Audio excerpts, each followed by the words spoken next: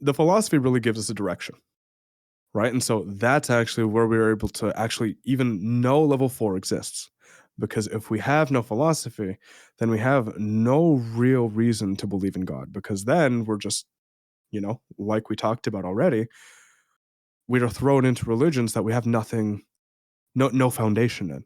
Because then we're just told to pray these prayers, recite these scripts, go to these rituals without any idea as to why we should do them or the attitude with which we need to approach them, right? Like there's no actual foundation there from which you could build off of.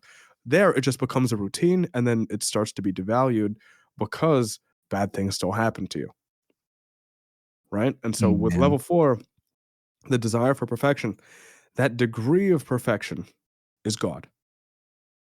Because this relates back to an actual philosophical concept where God is outside of time and space, right? Because he was before it. Because then he would have made everything, right? And so that's why we can't really confine certain events to a timeline with respect to God. It's like, oh, God, I want a job by X date, or I want her to text me by whatever time. That doesn't exactly work out, because there's no time in God. It's not a thing with him.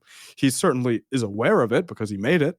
He knows the timeline that Mhm. you want, but he has a much, much bigger scope of what's actually going on in your life, Yeah. right? And so that's where the desire for perfection comes from. Because then, as we acknowledge the existence of God and we very reasonably live a life in relation to that, because why would we acknowledge God's existence and then just leave it at that? Just like, oh yeah, he exists. I'm just gonna still do whatever I want.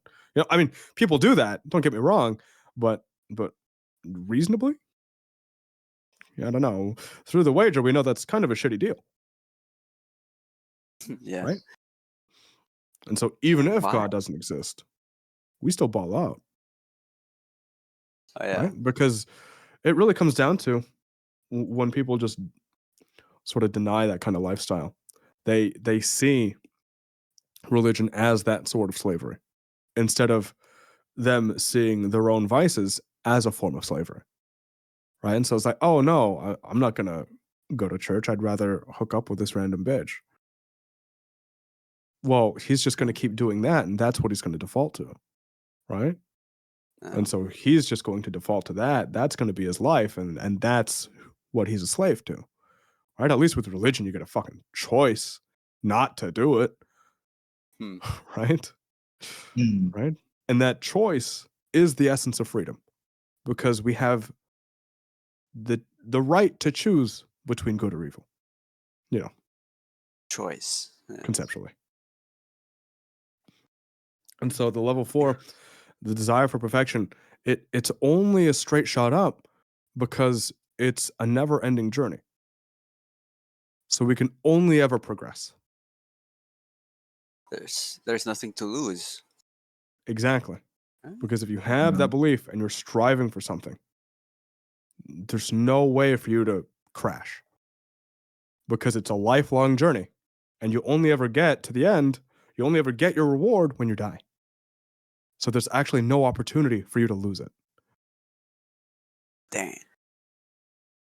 I mean, Perfect. you could still go to hell, but I mean, this is for, our lifetime. Oh yeah.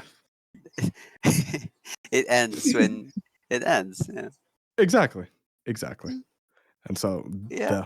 the real end isn't just isn't pictured, because this is just relevant to our lives. Yeah. And so it really is a lifelong commitment that really just gives us meaning. That's all it is. And it keeps us moving towards a particular goal, right? Usually Mhm. that's heaven. Very reasonably. Because then from the philosophy, we get into religion. And then using philosophy, you're also able to determine which religion's right. We'll get into that later, maybe. I'll refer to other people who do that way, way better than I ever could. Hmm. But also going in on level 4 also prevents us from falling back into levels 1 or 2 as a default state. Oh yeah. And so really we need that foundation in order to live a solidly meaningful life. And that is why you need the internal work and philosophy, and then everything else that comes with it is just so beautiful. And honestly, it's, for example, whenever I touch on the approach to suffering, like the content with it, or even when I was making it, like the workflow for it, I cried. It's just so beautiful, and it's just so meaningful, and it's so wonderful because it really puts everything into perspective. And once you have that approach to suffering, that's it.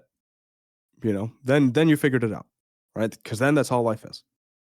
Because once you have suffering in place, because that's the main problem that afflicts all of us, that's it. Yeah. And it's so wonderful.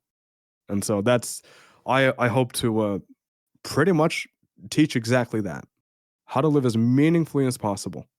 And I think that what I have now is really great for the workflow. I mean, you can get, like, each of these concepts can get their own episode, and they certainly will.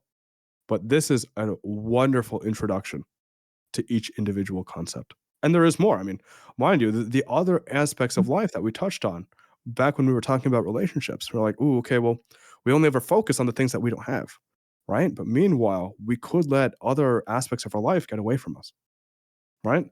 I categorize those into things called the pillars of wellness. Remember how it's like Oh each yeah. pillar holds up our life satisfaction, and then on the bottom is sadness and death.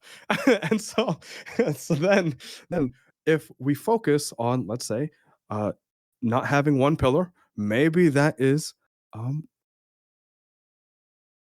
having no passions. Nothing that we're passionate about. You still have 8 others, let's say. You have everything else except a girlfriend, but you're just so fixated on the fact that you don't have a relationship, which is a very common thing in social media now, which is why I use relationships as the default example, because it's just so easy. Sure, you don't have the romance pillar, but you have your other 8. And why would you let your other 8 go to shit just because you don't have one? You can live such a meaningful life still. You can have your physical well-being, your social well-being, your friends, your family, your emotional well-being through internal work, your mental well-being through internal work, your spiritual well-being through philosophy and your approach to suffering, your meaningful engagements, and then your passions, the things that you love to do and that really get you going, right? All these things don't have to go to shit, and your life doesn't have to be worthless just because you're not in a relationship, or you don't have the job you want, or you don't have as much money as you want.